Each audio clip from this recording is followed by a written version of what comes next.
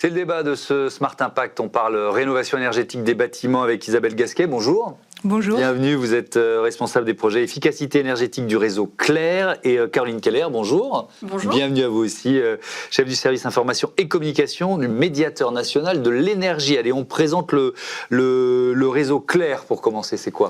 Oui, alors le réseau Clair, c'est une association nationale qui rassemble environ 300 structures en France, des collectivités territoriales, des associations et des entreprises qui sont engagées dans une démarche de transition énergétique territoriale juste et ambitieuse.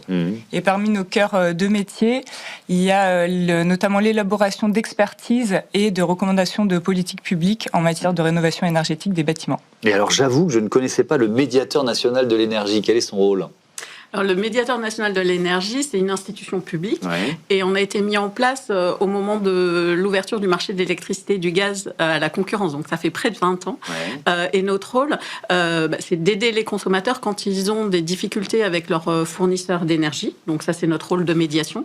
Et on a aussi un rôle d'information pour expliquer toutes les démarches et donner toutes les informations possibles concernant les factures d'énergie. On a par exemple un comparateur des offres d'énergie si les gens veulent faire diminuer le prix de leur facture. Donc vous êtes beaucoup sur les questions de pouvoir d'achat, de précarité énergétique aussi, c'est ça? Alors, au départ, ce n'était pas dans notre mission, puisque notre mission, c'est l'information et la médiation, mais il se trouve que les personnes qui font appel à nous sont souvent des personnes en précarité énergétique, et c'est la raison pour laquelle c'est un sujet, effectivement, qui nous tient particulièrement à cœur. Alors, MaPrimeRénov', tiens, on va commencer par le dispositif finissant. Est-ce qu'on peut dire ça, Isabelle Gasquet? Alors, finissant, je n'espère pas, Thomas. Mais je souhaitais commencer par quelques chiffres, justement, pour mettre en regard de l'actualité. Il y a 12 millions de personnes en précarité énergétique en France. Plus d'un tiers des ménages qui ont du mal à payer ses factures, à payer leurs factures, et 75% des foyers qui réduisent leur chauffage pour éviter justement de payer des factures exorbitantes. Donc on voit bien qu'il y a une forte pression sur le pouvoir d'achat. Et alors que justement cette précarité énergétique, elle augmente et que la rénovation énergétique représente la solution durable pour baisser ses consommations d'énergie et avoir un contrôle sur ses factures, le gouvernement est tout simplement en train d'envoyer un signal d'abandon. De remplacement par les certificats d'économie d'énergie. Alors, un abandon à la politique publique de rénovation et aux Français qui souhaitent s'engager dans leurs travaux parce que le budget de MaPrimeRénov' a été divisé par 2 en 2 ans. Il y a une suspension de MaPrimeRénov' en juillet, donc qui a duré tout l'été et qui a rouvert en septembre, mais avec des modalités très dégradées que je pourrais détailler un peu, notamment l'impact sur les ménages les plus précaires. En fait, les taux de subvention, ils sont quasiment divisés par 2 avec ces modalités de réouverture, ce qui fait que les ménages sont dans une situation où soit ils souhaitent faire des travaux ambitieux de rénovation performante, mais ils vont avoir un reste à charge démesuré. Donc en fait, ils ne vont tout simplement pas le faire. Voilà, exactement. Ou bien des travaux moins ambitieux qui n'amélioreront pas leur situation sur le long terme. Si on regarde un peu, on parlera du certificat d'économie d'énergie un peu plus tard, mais si on prend un bilan de MaPrimeRénov' au premier semestre 2025, c'est plus de 150 000 logements, 156 000 rénovés au cours du premier semestre. Ça représente plus d'1,8 milliard d'euros d'aide accordée et ça permet de générer environ, c'est l'ANA qui nous dit ça, 4,4 milliards d'euros de travaux sur le territoire. Est-ce que vous sentez de votre poste d'observation du médiateur national de l'énergie, effectivement, un tarissement de la demande des projets mis en œuvre parce qu'il y a ce message envoyé de MaPrimeRénov', finalement, on réduit les budgets et puis il y a un nouveau système qui va arriver? Alors nous, les consommateurs qui font appel à nous, ils font souvent appel à nous parce qu'ils ont des difficultés à payer leurs factures et on a beaucoup de locataires, donc où c'est pas eux qui vont financer les travaux, ça doit être leur bailleur qui doivent les financer.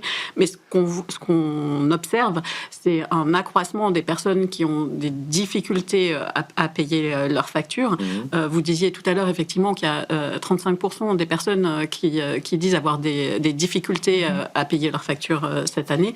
C'est un baromètre que nous, on fait chaque année. Ouais. Et en 2020, ils étaient quasiment 2 fois moins. Donc, il y a une vraie difficulté à payer les factures. Et en fait, ce qui se passe, c'est que la précarité énergétique, c'est dû à plusieurs facteurs. Au prix de l'énergie qui a augmenté, puisqu'il y a eu une crise des prix de l'énergie en 2022-2023, au fait que les personnes sont en précarité tout court, et beaucoup, effectivement, à des problèmes d'isolation du logement. Et c'est vraiment là-dessus où il faudrait accentuer les Mais vous voyez les projets Starry, vous voyez les demandes, enfin par capillarité ou indirectement Clairement, c'est pas notre notre cœur de métier. Donc les consommateurs ne s'adressent pas à nous pour faire des travaux de rénovation énergétique.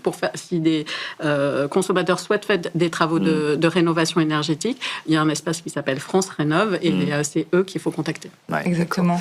Vous avez un programme qui s'appelle Slim, c'est ça, qui cible les ménages en précarité énergétique. Alors c'est quoi les critères d'éligibilité? Comment vous mesurez l'efficacité de ce programme en fait? Alors ce programme, c'est un programme qui a pour objectif de repérer les ménages en situation de précarité énergétique. Parce qu'en fait, la plupart des personnes en précarité de base ne savent pas qu'elles sont en précarité énergétique. Ouais.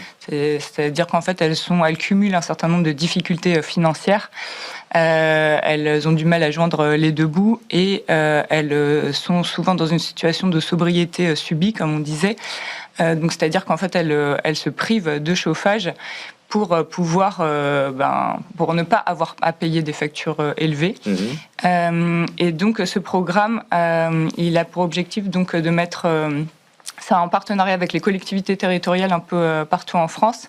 Et il a pour but de mettre tous les acteurs sociaux en lien pour justement aller repérer ces personnes, avoir un premier contact avec elles et faire un diagnostic de leur logement et de leur apporter les premiers outils, les premières clés pour pouvoir faire des petites économies d'énergie, des gestes, déjà des premiers éco-gestes, pour ensuite les mettre en lien avec d'autres acteurs type France Rénove.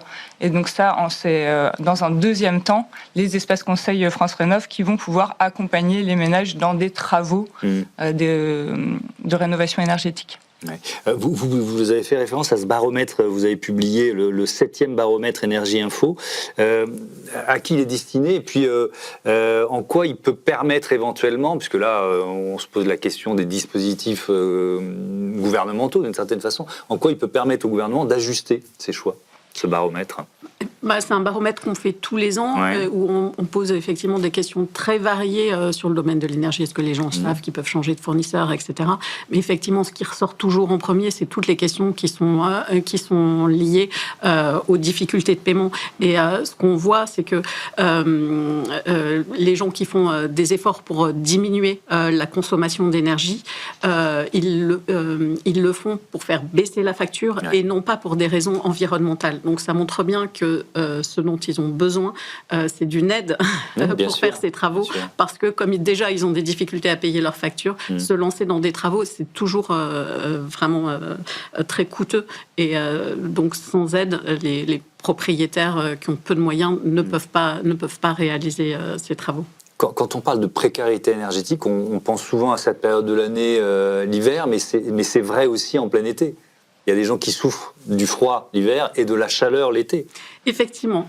Et c'est un des enseignements du baromètre cette année, c'est qu'en fait, on a 36% des gens qui nous disent qu'ils ont eu froid dans leur logement l'hiver, mais on en a près de la moitié qui nous ont dit qu'ils ont eu trop chaud. Et en général, c'est les mêmes qui ont et froid l'hiver et chaud l'été. C'est juste que leur logement est mal isolé et qu'effectivement, il faudrait faire des travaux. Quand on parle d'ailleurs de rénovation, il y a toujours le débat sur rénovation globale ou monogeste. Vous le tranchez ce débat ou alors finalement c'est juste un débat pour arrêter d'avancer, quoi. Vous voyez ce que je veux dire? Non, c'est un débat très important. Au Réseau Clair, on milite et on promeut la rénovation performante des logements depuis le départ. Parce qu'en fait, les rénovations performantes, ce sont les rénovations qui vont permettre d'avoir une vision d'ensemble du logement et des besoins. Oui, alors globales, mais elles peuvent se faire en une fois ou en plusieurs 2 ou 3 étapes maximum, mais de manière bien coordonnée. En fait, en tout cas, c'est une rénovation qui va traiter différents postes de travaux pour améliorer la situation du logement au global. Et voilà, qui va vraiment faire attention aux articulations entre les travaux pour qu'ils soient bien articulés et que on atteigne vraiment la performance énergétique et le confort pour les ménages, puisque l'objectif c'est quand même d'améliorer la situation, et parce qu'en fait c'est vraiment une question de décence des logements, que ce soit en hiver ou en été. Le médiateur d'énergie, qui je crois vient de quitter son poste il y a quelques jours, il dit un bien de première nécessité ne devrait pas être taxé à plus de 30%. Bon, on est en plein débat budgétaire. Est-ce que vous voyez le chemin d'une amélioration? Pas vraiment?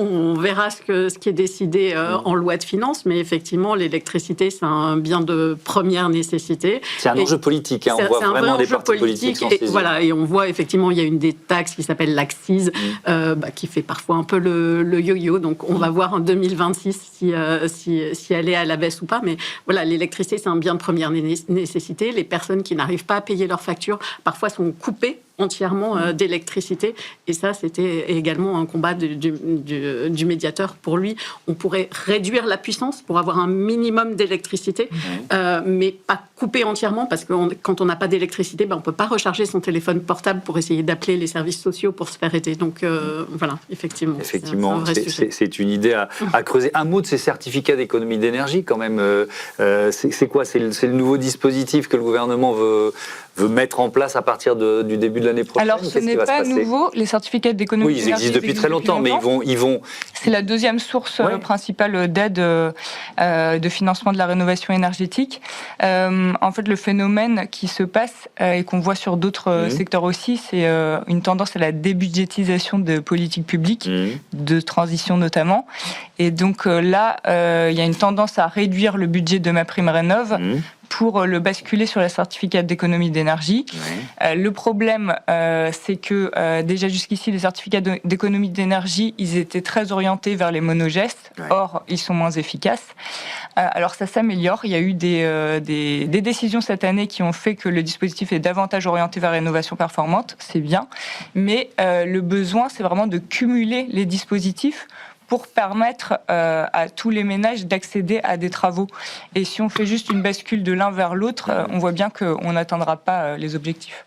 Merci beaucoup, merci à toutes les deux, et à bientôt sur Be Smart for Change. On passe au grand entretien de ce Smart Impact tout de suite.